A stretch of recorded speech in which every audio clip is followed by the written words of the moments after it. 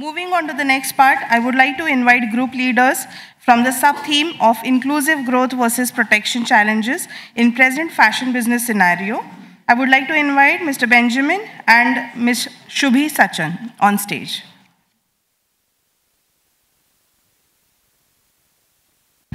Hello, everyone. So, we have brainstormed 5 strong points from the conversation.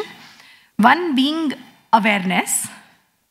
Awareness in 3 different tangents. One is industry, one is end user, and one is within the government departments. So there are a lot of initiatives which are not talked about within the government ministries. So Ministry of Agriculture is also supporting some of the textile initiatives, and Ministry MoA is also doing something as end of consumer part. But there is no linkage. So if there is one common facility of a center of awareness or center of excellence sort of a thing, then these 3 things can be bridged and the information can come from one pool. The second thing is, instead of focusing on just promoting product-based model, we can talk about product to service. This is like smooth transitioning towards service-based model, that how businesses can still remain profitable and work and do whatever they have to do to make economic stability and economic sense, but transitioning towards service-based models. And they can start, so someone from the team suggested very beautifully that how H&M has been collecting things, but H&M has been giving a flat buyback price for whatever garments you drop at their drop store. At the same time, if they will incentivize you with slightly more, if you buy from the recycled collection, which they have started putting on the shelf, so then you get, like, instead of 15%, you get 20% advantage. So that slight margin of incentivization can happen for when they're moving towards this engagement of service. Literacy of materials in academic institutions. So materially empowering students so that they can understand the difference between biological nutrient and technical nutrients and good materials, man-made materials, and how the chemistry and how the whole economics work when they are going ahead, not only from a design point of view, which becomes very restrictive.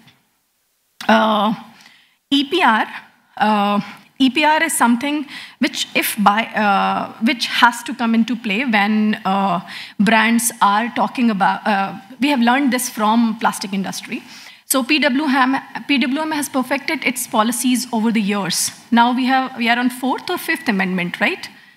For PWM, I don't know. I think it's on the 4th amendment. And if you compare the 1st amendment, we have very little clarity of definitions and all those things. But now, EPR and EPR tools to implement at the same time, agencies have been empowered to take that through, so that even companies can understand how on ground that EPR will be implemented, who will help them implement, who will bring that data kind of back to them.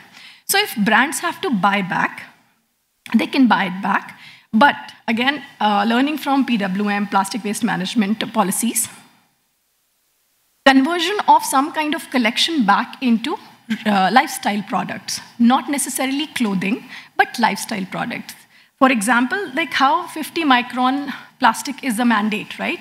That you cannot go below that. So if you have to make something from your buyback materials, you can make, let's say, lunch bags, which is right now coming from virgin material. If you go to an IKEA store, you buy them from a virgin material. So there cannot be a mandate for these lifestyle products who are only functional.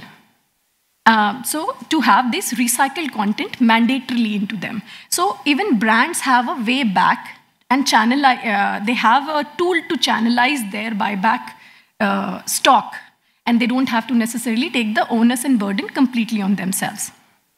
5th point is, which is a slightly repetitive point, what Shruti said, to bring the commercial viability and cost effectiveness, subsidies and incentivization.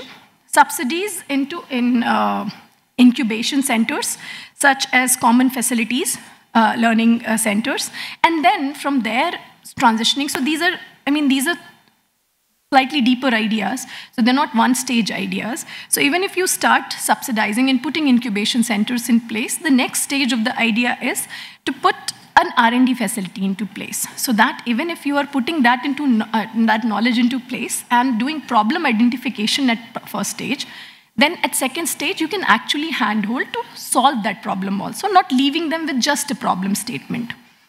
And then the effectivity part of it is incentivizing it and giving CSR and tax benefits. Sir, I'm not very good at explaining this one.